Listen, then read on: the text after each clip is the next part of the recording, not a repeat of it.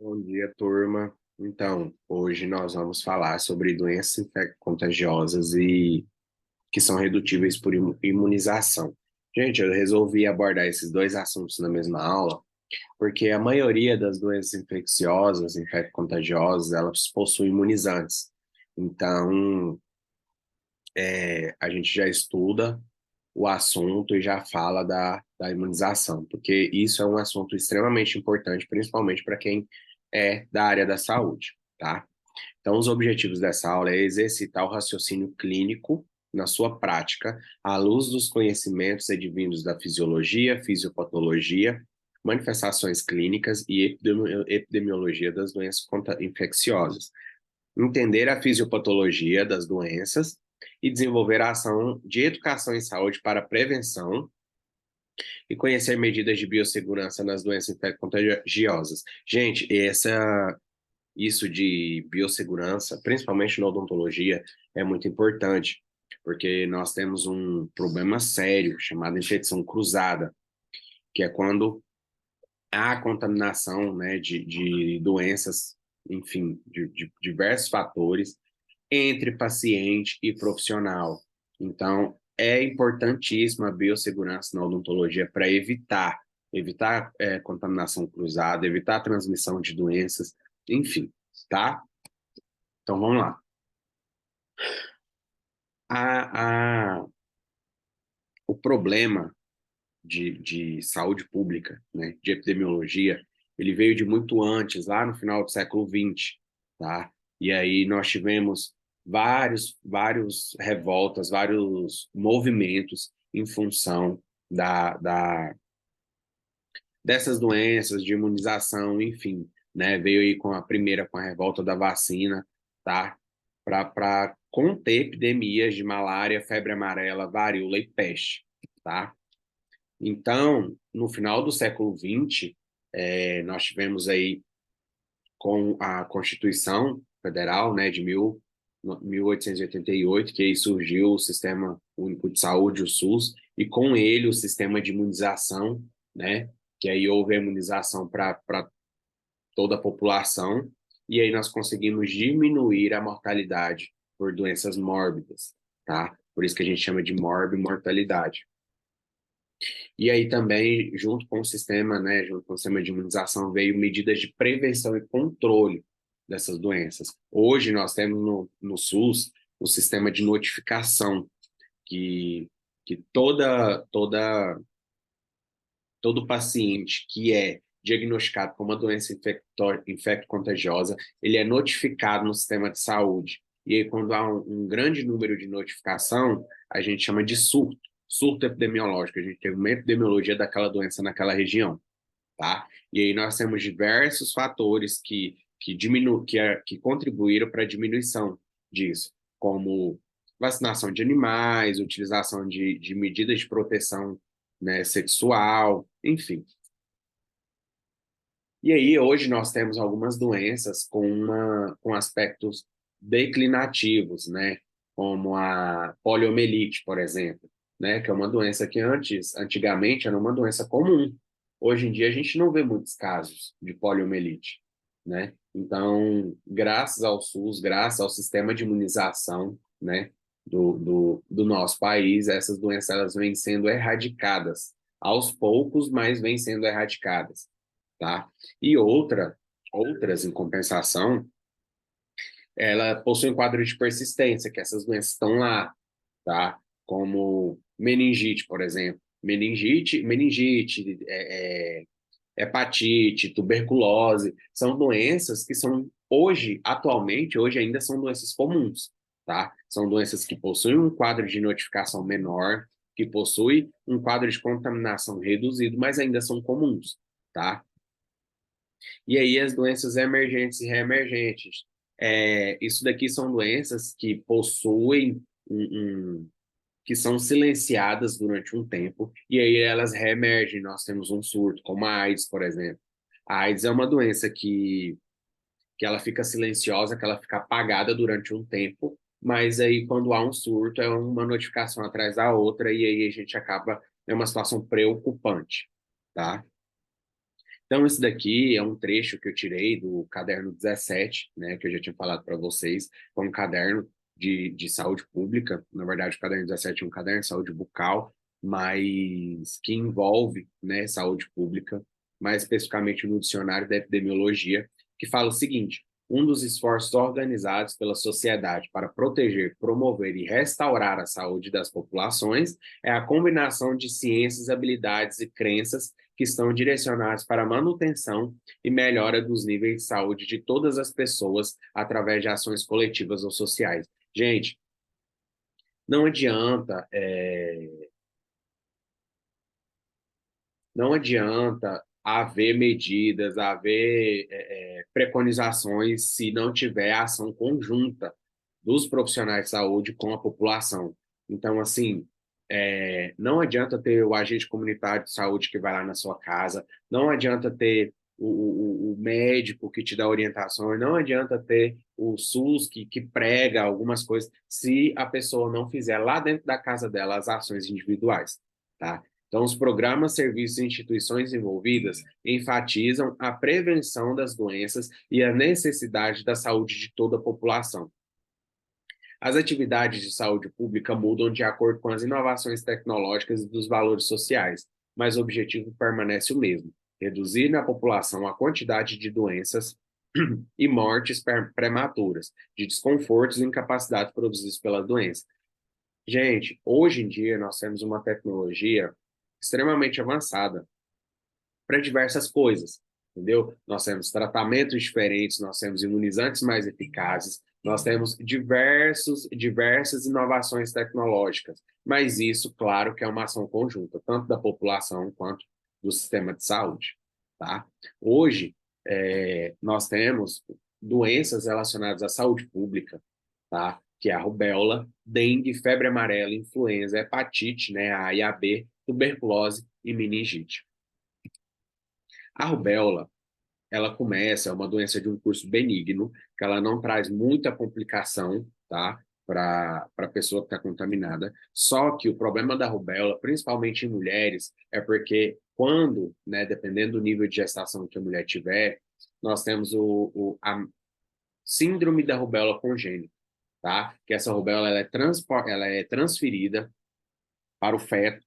E aí, consequentemente, dependendo do estágio, né, do nível de formação que essa criança tiver, ela pode ter malformações, ela pode nascer sem um braço, ela pode nascer sem uma perna, tá? Pode ter um aborto espontâneo, e essa criança pode nascer mal, tá? Então, é uma doença que acomete principalmente o sexo masculino, tá? Entre 19 e 40 anos de idade, mas que em mulheres, se for transferida, né, se ela for contaminada, perdão, se ela for contaminada durante a gestação, ela pode ter um quadro de síndrome da rubéola congênita e essa criança pode nascer com algum defeito. Defeito que eu falo, defeito ósseo, pode nascer com uma malformação, pode nascer com alguns fatores que foram ocasionados por essa contaminação, tá? Tuberculose, gente, a tuberculose é uma doença, assim, lamentável, lamentável, porque é uma doença que leva à morte da pessoa, tá? É uma doença que afeta o sistema respiratório e é uma doença extremamente comum no mundo inteiro, tá? Então nós temos no Brasil ainda nós temos uma redução dessa contaminação, uma redução considerável dessa contaminação, mas ainda existe. Em outros países a situação é ainda pior, tá? No Brasil, no Brasil, em mais de 21 países em desenvolvimento, a tuberculose é um importante problema de saúde pública, tá? 82% dos casos mundiais da doença. Maior prevalência em áreas de grande concentração populacional e precárias condições socioeconômicas e sanitárias. Então, Bangladesh, China, Índia e Brasil. Esses 4 países são os países que mais notificam casos de tuberculose, né, para a OMS do mundo, tá? Então, segundo a OMS, a Organização Mundial de Saúde, a tuberculose causa morte de 1.100.000 pessoas com HIV negativo, Então, a tuberculose, ela mata com HIV. E, assim, é uma doença silenciosa, mas de ação rápida. Então, quando a pessoa descobre que está com tuberculose, ela não vive muito tempo, porque quando descobre já está em estágio extremamente avançado, porque é uma doença silenciosa, entendeu? O Ministério da Saúde, em 2012, disse o seguinte, que a tuberculose é a primeira causa de morte de pacientes com AIDS e a quarta de mortes por doenças infecciosas. Gente, paciente que tem AIDS, não sei se vocês sabem, a sigla AIDS significa doença, síndrome da doença, não, não quer?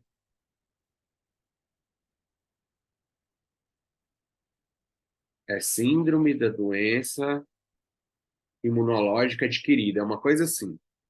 Mas que a principal ação da AIDS é no sistema imunológico. Então, essa pessoa ela não vai ter sistema imunológico, ela não vai ter sistema de defesa eficaz. Vai ter, entendeu? Mas não é eficaz. Então, a pessoa tem AIDS e tem tuberculose, o curso de vida dela é muito rápido, tá? E aí, a pessoa que não tem AIDS, a tuberculose é a quarta doença que mais mata. Influenza. Gente, influenza. Hoje quando a gente fala de influenza, a gente não fala só de gripe, tá? A influenza é um vírus que sofre mutação constantemente, porque o nosso corpo ele é inteligente. Quando você tem contaminação por um vírus uma vez, o seu corpo ele vai trabalhar, ele vai produzir anticorpos para poder eliminar aquele vírus, certo? Só que além de produzir, ele vai memorizar aquele código genético. E, consequentemente, se houver uma segunda infecção, né, uma reinfecção por aquele vírus, aquele código genético ele já foi memorizado anteriormente. Então, o seu corpo já vai mandar os anticorpos necessários, vai fazer a fagocitação e lise desse vírus. O vírus da influenza, que é o caso do vírus da catapora, por exemplo. A gente pega a catapora uma vez só. Por quê? Porque é um vírus imutável. Ele não sofre mutação no código genético. Ele não tem alteração de DNA. Então, consequentemente, você vai pegar a catapora, seu corpo vai entender aquilo, a doença vai agir, seu corpo vai produzir anticorpos para aquela doença, e no caso de uma segunda reinfecção, uma segunda infecção, o seu corpo já vai mandar anticorpos e você não vai manifestar o quadro clínico da doença. O caso da influenza é um vírus que ele sofre mutação diária. Então, todos os dias nós temos mutações desse vírus, e aí o seu corpo entende, quando há contaminação, o seu corpo entende que é um vírus novo, que é uma contaminação nova, e aí desenvolve todo o quadro clínico da gripe, tá? Então, a gripe mesmo, nós temos alguns tipos, como H1N1, que é a gripe suína, H3N2. Então, são vários códigos genéticos dessa doença que, quando entra em contato com o ser humano, entende como uma nova infecção, tá? E aí surgiu com as pandemias no século XX, né? Gripe espanhola, gripe asiática, né? Gripe aviária, influenza aviária e, recentemente, né? A gripe suína, que é H1N1. Então, a influenza é um dos vírus de maior propagação, porque assim como o coronavírus, por exemplo, porque a contaminação pelo vírus da influenza se dá pelo ambiente, por gotículas, enfim, entendeu? Então tem uma vasta possibilidade de contaminação. E isso circula em várias partes do mundo, em epidemias simultâneas, tá? Porque aqui em Goiás, por exemplo, mudou o clima, todo mundo gripa. É uma epidemia, é um surto, entendeu? E não é só aqui, é em vários estados, vários países, tá? É de um caráter epidêmico e de alta morbidade, com elevadas taxas de hospitalização de idosos e pacientes portadores de debilitantes crônicos. Por que é um caráter epidêmico? Porque uma pessoa, se você tiver uma pessoa gripada em casa, a probabilidade do resto da casa gripar também é muito alta, tá? Então, o surto, e aí é o pessoal que está em casa, é o pessoal do trabalho, é o pessoal da escola, é o pessoal. Então, assim, aí eu gripei, aí eu gripei o povo daqui de casa, aí o meu irmão que foi trabalhar gripou o povo do serviço, aí o povo do serviço foi para casa e gripou o povo de casa. Então, assim, é um, e realmente o controle é bem complicado, tá? Hospitalização de idosos e pacientes portadores de doenças debilitantes, porque são pacientes que têm um comprometimento imunológico, tá? E elevadas taxas de hospitalização, porque a influenza, é, se ela tiver um quadro severo da doença, o paciente pode ter insuficiência respiratória, pode ter insuficiência renal. Então, assim, o quadro de hospitalização é alto nessas pessoas que têm uma deficiência imunológica e acaba desenvolvendo uma deficiência, desenvolvendo o quadro mais severo da doença. Então, aqui são os países, tá, que mais possuem quadros de influenza. Então, Canadá, Estados Unidos, México, Guatemala, Salvador, Costa Rica, Panamá, Califórnia, Argentina, Brasil, Itália, Alemanha, Espanha, Portugal, França, Irlanda, Inglaterra. Então, assim, isso são dados da OMS, da Organização Mundial de Saúde. E, e a influenza é um vírus que circula pelo mundo inteiro, tá? Infelizmente, é uma coisa inevitável. Agora nós vamos falar de meningites. Meningite, nós temos alguns tipos de meningite, tá?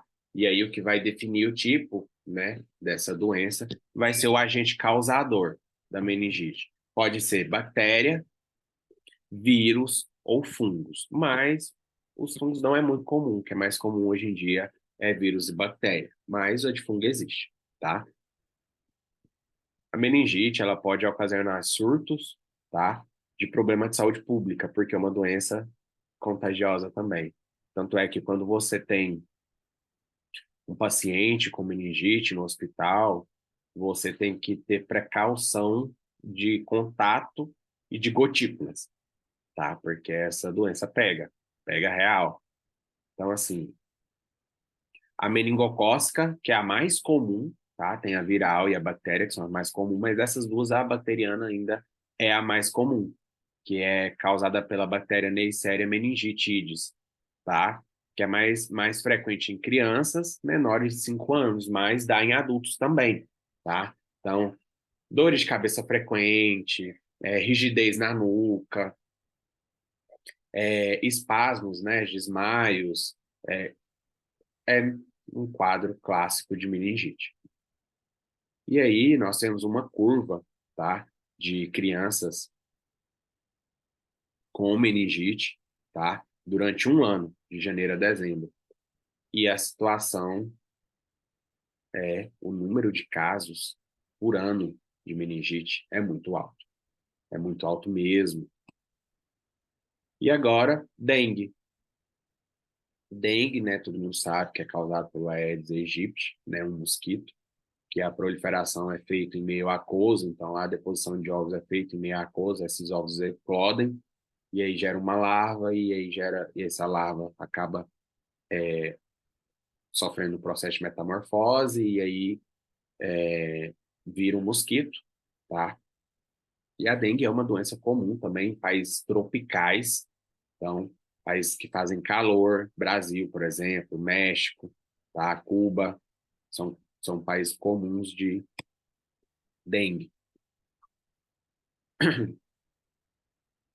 No Brasil e em mais 100 países subtropicais em desenvolvimento, a dengue é um dos principais problemas de saúde pública, afetando cerca de 100 milhões de pessoas. A prevalência maior é em áreas onde tem urbanização, né, claro, acelerada, crescimento populacional explosivo e que tem infraestrutura sanitária deficiente. Então, África, Américas, Mediterrâneo, Sudoeste Asiático e Pacífico Ocidental. Apresenta taxa de mortalidade de 10% para pacientes hospitalizados e 30% para pacientes não tratados. O que acontece, gente? A gente acha que, tipo, dengue é uma doença que todo mundo sofre, que todo mundo recebe tratamento, mas nem todo mundo, nem todo mundo. Existem pessoas que, quando identificam os sintomas da dengue, não vão em hospitais, não vão procurar tratamento. E aí, o que acontece? A dengue tem alguns tipos, como a gente já conhece. A dengue hemorrágica, ela é altamente, ela tem uma taxa altíssima de mortalidade. Então, assim, se o paciente não procurar tratamento, ele acaba morrendo, de verdade. Febre amarela. Febre amarela ainda é uma área endêmica de regiões ribeirinhas, eu diria, tá? Que tem mata, por exemplo, que tem rio, que tem, que tem fauna e flora, eu diria. Porque é um mosquito que tem um potencial de transporte muito grande. Então, o vírus da dengue, o mosquito da dengue, por exemplo, que ele sobrevive 24 horas, entendeu? Mas é uma 24 horas que o acometimento por pessoas é pouco, da febre amarela é alto. Então, o mosquito que está contaminado por febre amarela, ele sai à procura de contaminação mesmo, tá? Por isso que a área endêmica é muito alta. Então, é encontrado em regiões tropicais, né? África, a América do Sul, tá? Estima-se em torno de 300 casos anuais. E no Brasil, essa situação é extremamente preocupante pelo risco de reurbanização. A maior prevalência ocorre em áreas subtropicais ou tropicais, onde se encontram vetores silvestres, hospedeiros silvestres e vetores urbanos. A vacinação é recomendada aos viajantes para localidades como zonas de florestas e cerrados. Então, assim, é comum porque a febre amarela, quando a gente fala vetores silvestres, a gente fala de animais silvestres. Então, é uma doença que, quando ocorre a contaminação do mosquito, é quando o mosquito ele teve o contato com alguém contaminado, seja com um animal ou com um humano. Ixi, travou. Hepatite A. O vírus A é causado mais frequente, é o caso mais frequente de hepatite viral aguda no mundo. A infecção ocorre em todos os países do mundo. 130 novos casos por 100 mil habitantes por dia. Gente, é um valor alto. Você pensa, quantos bilhões de habitantes não tem no mundo? E aí você põe 130 casos para cada 100 mil. É um valor alarmante. Então, tem uma área prevalência nos países em desenvolvimento, onde as condições sanitárias e socioeconômicas são precárias. Importância pelo número de indivíduos atingidos e pela possibilidade de complicações das formas agudas e crônicas. A hepatite também é uma doença, posso até dizer que ela é uma doença silenciosa, porque o paciente tem ali uns desconfortos, tem problemas, né, na digestão, circulação, enfim, mas que é uma coisa considerada normal e que não é caso de tratamento, entendeu? E aí, quando ele julga que não é caso de tratamento, e quando procura, o fígado já está bem comprometido. Então, a hepatite viral, que é mais frequente, cursa como uma hepatite fulminante, tá? Porque é uma hepatite que mata bastante. E aí a morte vem em função da insuficiência hepática, que é menos de 1% dos casos. Você acha pouco? 1%, aí você põe 1% de 130, dá um paciente.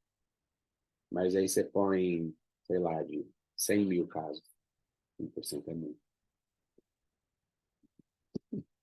A B, mais de 50% da população mundial já foi contaminada pela hepatite B. 2 milhões de pessoas já entraram em contato com o vírus, 350 milhões são portadores crônicos do vírus, porque a hepatite B, gente, é uma doença que, assim, tem um curso extremamente lento, mas que, quando cronifica, a pessoa se adapta àquela situação, entendeu? E 50 milhões de novos casos a cada ano. Alta prevalência em populações de risco e em países onde a transmissão vertical e horizontal. Assim como a hepatite A, a doença pode ter curso agudo ou crônico. A forma aguda gera a morte e a crônica, vômitos, icterícia. Gente, icterícia é aquele caso onde a pessoa fica amarelada, sabe? É, sem ânimo, sem disposição, isso é icterícia. E raramente cirrose ou mesmo câncer no fígado.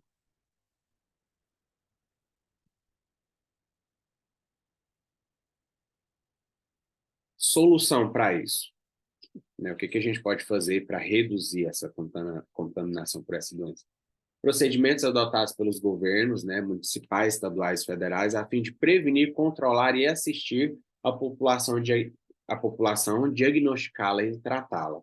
Melhoria sanitária, desenvolvimento de novas tecnologias como as vacinas e os antibióticos, e ampliação do acesso aos serviços de saúde e medidas de controle. Gente, a gente tem mania de jogar sempre a responsabilidade no governo, né? Então, governo municipal, com o governo estadual, com o governo federal, tem que criar medidas para poder diagnosticar e tratar as pessoas e tal. Só que isso é uma cascata. Para isso dar certo, tem que, assim, o sistema, o SUS é um sistema bem estruturado, sabe? Mas é um sistema estruturado na gestão de pessoas que, infelizmente, não tem muito interesse de fazer isso realmente funcionar.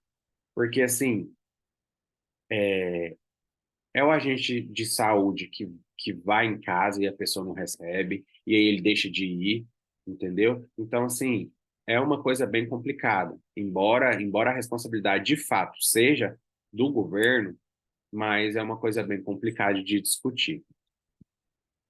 Então, vamos lá. Medidas de educação em saúde à população, isso a gente já vê muito, tá? A gente vê nos agentes que vão na casa da gente, a gente vê nas escolas, tá? Vacinação também, que é uma coisa bastante importante que a gente vê que hoje em dia a taxa da população que não se vacina é muito baixa.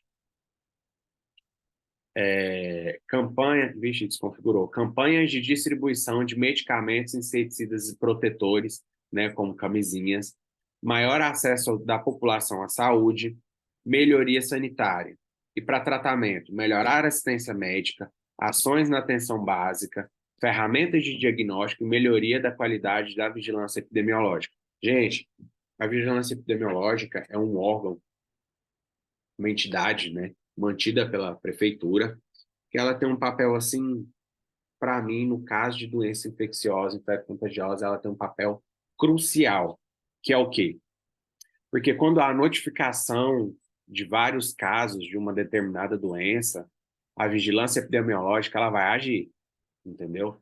Ela vai criar alguma estratégia para aquela região para diminuir os casos. Ah, é dengue? Então nós vamos bater em todas as casas, a gente vai visitar os quintais, a gente vai descobrir da onde está saindo e tal. E se não tiver a vigilância epidemiológica, as pessoas, elas, principalmente no caso da dengue, que é um caso mais comum, né, mais próximo da gente, as pessoas, elas realmente não se importam.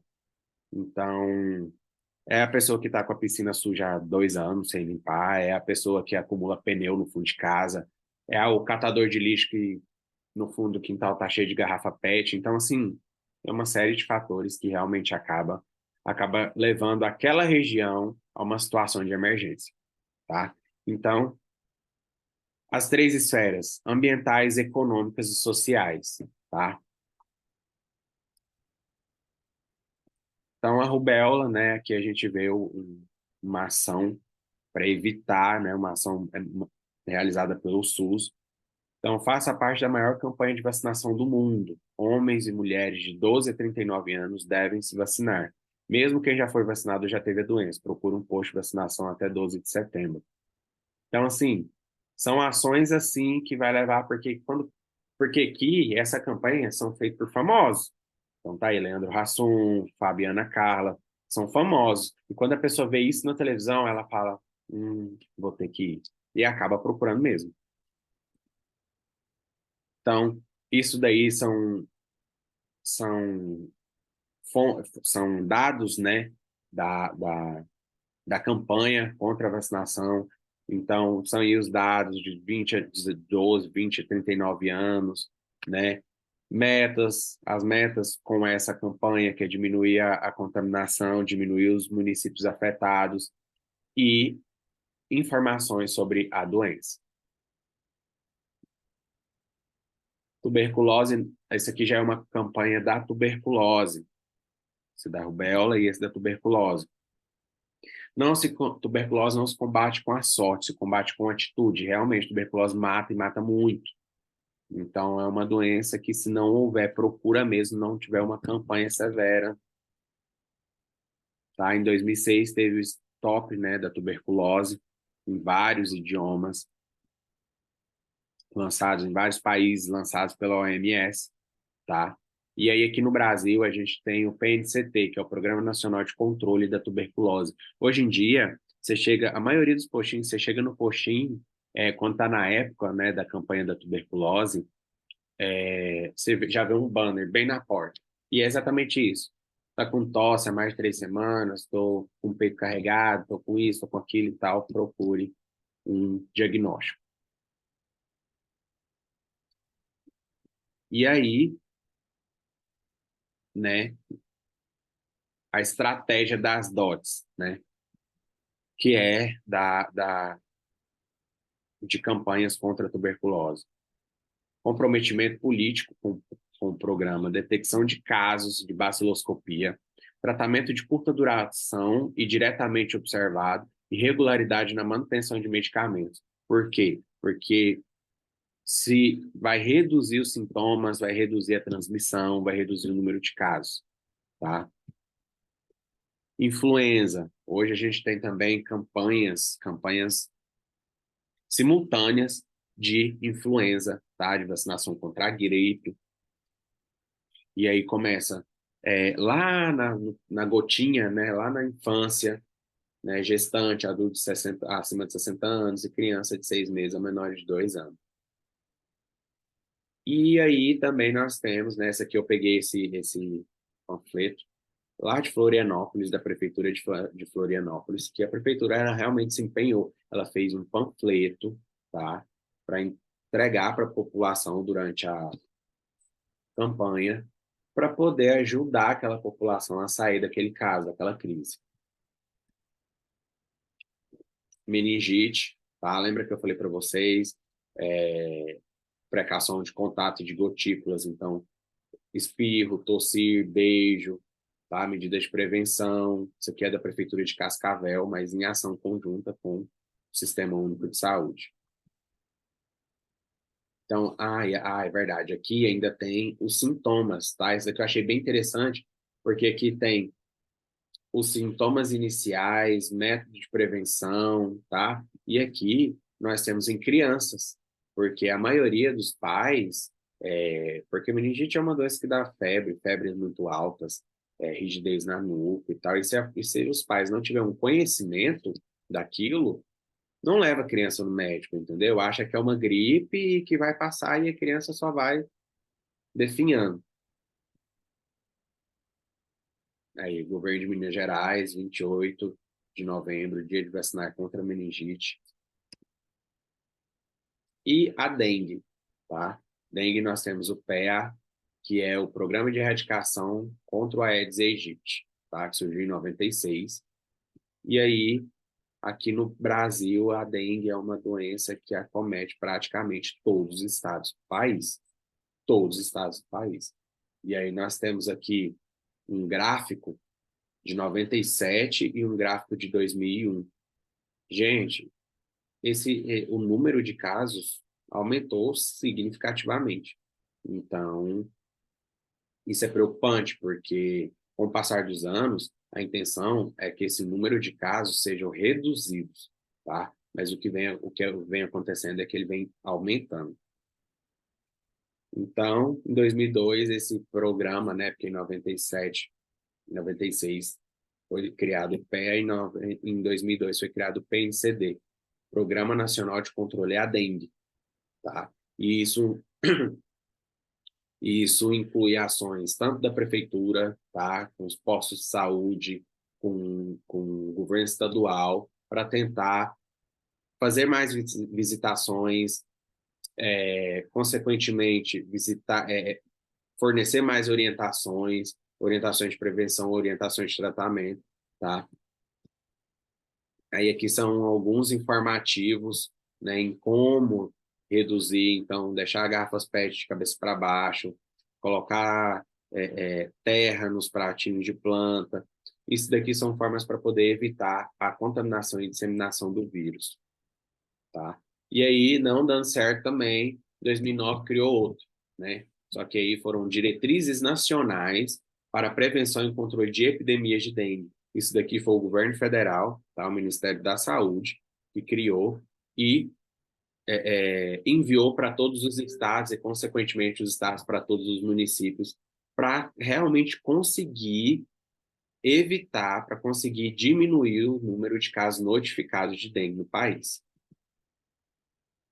E aí a febre amarela, né, a 17DD, que é o vírus, perdão, que é o imunizante, tá, da vacina contra a febre amarela.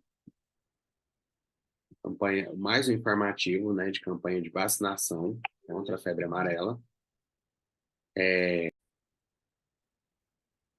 Mais um informativo de hepatites, né, A, B e C. E aí a gente tem um livro também, né, que é o Programa Nacional para Prevenção de Controle das Hepatites, que é bem utilizado pelo SUS também. Vacina da hepatite A, tá? Que é na gotinha também. Vou passar para vocês a cronologia de vacinação, tudo certinho. Isso aqui, outro informativo para vacinação da hepatite B. E aqui é o calendário de vacinação, que eu tinha falado para vocês. Então, BCG, ao nascer, que para prevenção de tuberculose, né? Hepatite B, primeira dose.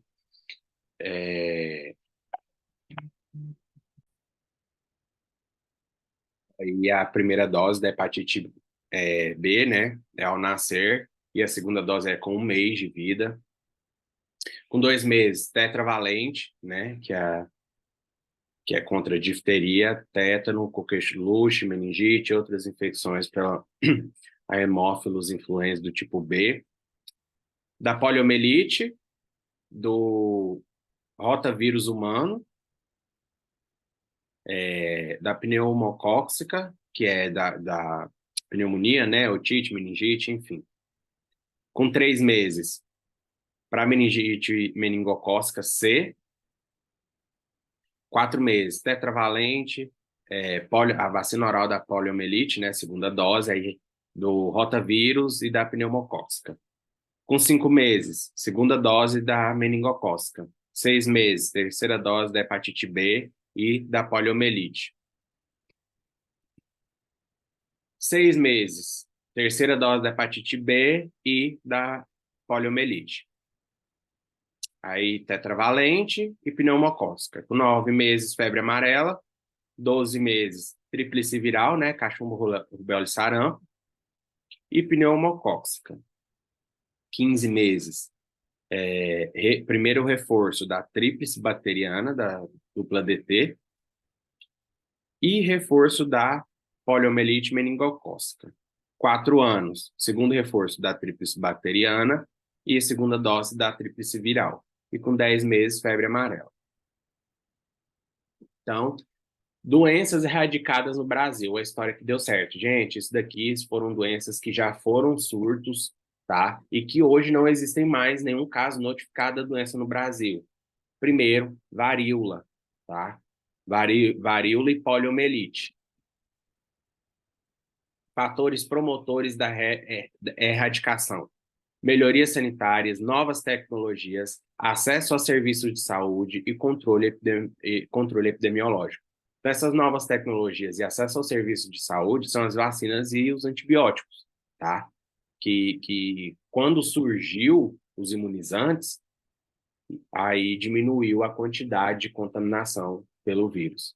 Então, aí o caso da varíola, né, que são eclosões cutâneas, tá? Que eram feridas, enfim. Então, foi feito pela imunização lá em 1796 por Edward Jenner, tá? Que foi quando teve a revolta da vacina, primeira vacina no Brasil, tá? Em 1972, ela foi erradicada no Brasil e em 1980 no mundo. Aí a revolta da vacina, tá? Aí a foto da campanha de erradicação da varíola, helicópteros pelo Brasil inteiro, tá? Poliomielite, né, que é o polio ou paralisia infantil. Então, a criança ela já é vacinada, bem criança ainda, pela gotinha, né? E aí, diminuir a transmissão do vírus de forma oral fecal ou oral-oral. E aí tem o cronograma de vacinação, né? Com 2 meses a vacina inativada, com 4 meses a VIP, 6 meses vacina oral e 15 meses a VOP.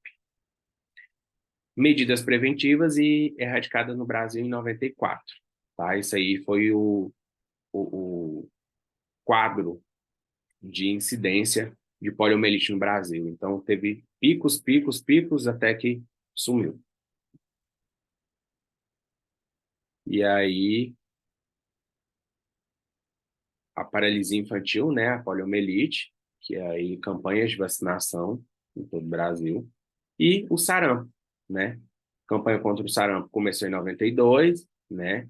E ainda está em processo de erradicação, mas o número de casos de sarampo hoje em dia é muito baixo. Gente, é isso então, tá? Vou mandar atividade para vocês. Bom final de semana e fiquem com Deus. Qualquer coisa, podem mandar um WhatsApp. Até mais. Tchau, tchau.